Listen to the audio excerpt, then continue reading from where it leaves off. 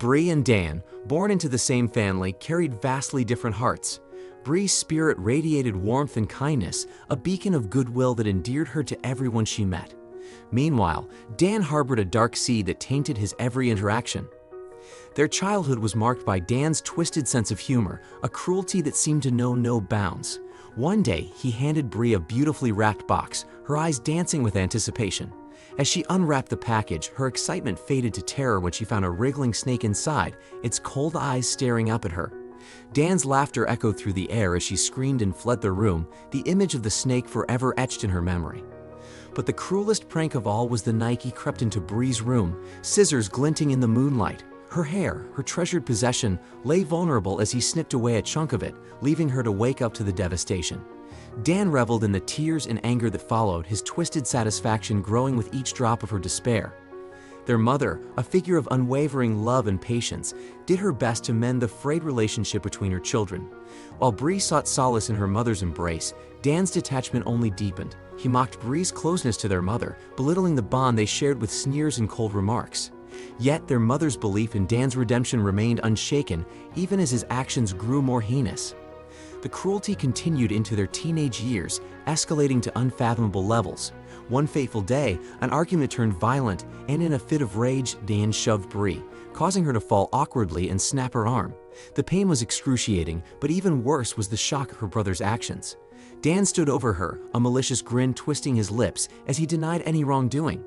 Bree's heart shattered not just from the physical pain, but from the realization that her own brother was capable of such malevolence.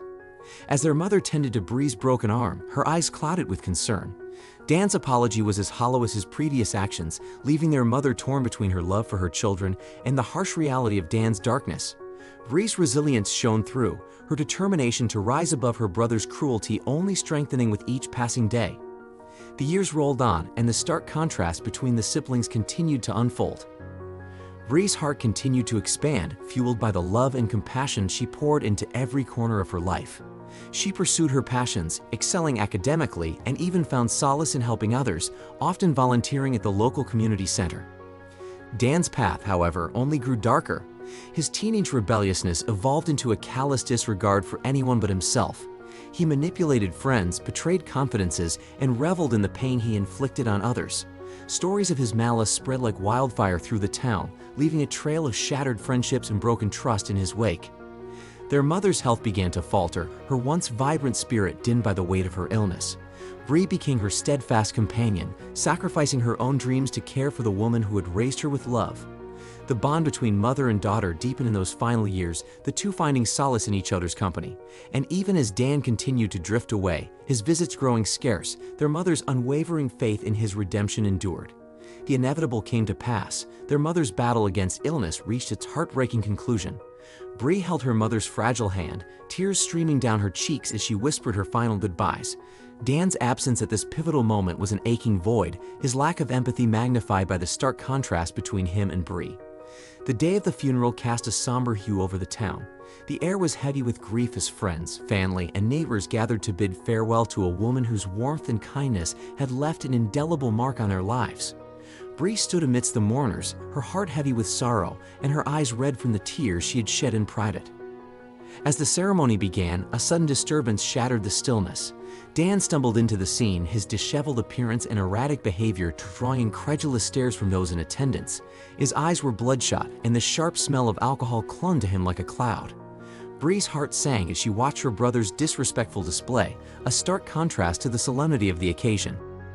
Dan's laughter rang out like a jarring note in a symphony of sadness. He seemed completely detached from the solemnity of the moment, as if the gravity of their mother's passing had eluded him entirely. He slurred his words, boasting to anyone within earshot about his grand plans for the future. "Can't wait to get my hands on that inheritance," he slurred, his words dripping with disdain. "Thailand, baby. Full moon party, here I come." The mourners exchanged uncomfortable glances, their faces a mixture of shock and disbelief. Bree's heart ached at the callousness of her brother's words. She had hoped that even he, with all his flaws, would recognize the weight of their mother's passing. But here he was, flaunting his selfish desires as if the world had stopped spinning just for him. Bree clenched her fists at her sides, her nails digging into her palms. Her mother's memory deserved respect, not this brazen display of disregard. She wished she could reach out to Dan to make him understand the pain he was causing with his thoughtless words and actions. But years of disappointment and cruelty had created an insurmountable divide between them. As the ceremony drew to a close and the crowd began to disperse, Bree watched her brother stumble away, leaving behind a trail of shock and disapproval. The shadow he had cast over their mother's final farewell was a stain that would forever mar her memory, and as the sun dipped below the horizon, Bree couldn't help but wonder if this would be the turning point, the moment when her brother's callousness would finally catch up to him. The funeral's aftermath left a lingering sense of disappointment and disbelief among those who had gathered to pay their respects. Bree found solace in the embrace of friends and family, their shared grief binding them together. As the days passed, she returned to the quiet solitude of her mother's home, each corner of the house holding memories of their time together. The attorney's office became the next destination for the family, a place where the contents of their mother's will would be revealed. Bree sat alongside other family members, her heart heavy with both anticipation and anxiety. She had known that her mother's intentions were clear, to ensure her future stability and comfort. But there was one question that weighed on her mind: what about Dan? The attorney's voice filled the room as he began to read the will. Bree listened intently, her eyes fixed on his every word. The bequests and legacies were detailed, each one a testament to their mother's thoughtfulness and love. But as the document reached its conclusion, Bree's heart clenched in anticipation. "And to my son Daniel," the attorney's voice rang out, "I leave nothing." Bree's breath caught in her throat, and her gaze shifted to her brother. His face contorted, a mixture of shock, anger, and disbelief etched upon it. He shot to his feet, his voice breaking through the silence that had fallen over the room.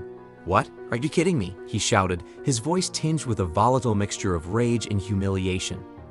The attorney remained calm, his tone unwavering as he explained the reasoning behind their mother's decision.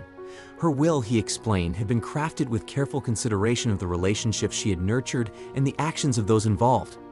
Bree's dedication, love, and selflessness were recognized in the provisions made for her. Dan, however, had chosen a path of disrespect, cruelty, and selfishness, actions that had not gone unnoticed. Dan's face reddened, his fists clenched at his sides. He raged against the injustice of it all, his words dripping with venom as he hurled accusations at the attorney and anyone else who dared to meet his eyes. But his tirade fell on deaf ears, the room united in their understanding of his true nature. With a final, anguished shout, Dan stormed out of the attorney's office, his presence fading into the distance. Bree watched him go, her heart heavy with a mixture of sorrow and hope. She had always yearned for her brother to change, to shed the darkness that had consumed him. But even in the face of his wrath, she couldn't help but wonder if this wake-up call might eventually lead him toward a path of redemption. As Bree walked away from the attorney's office, her mother's memory held close to her heart. She knew that her journey was far from over. The echoes of the past, the weight of their shared history, and the glimmer of a better future all lay ahead. And as she stepped into the uncertain tomorrow, Bree carried with her the legacy of a mother's love and the unwavering strength to forge her own path.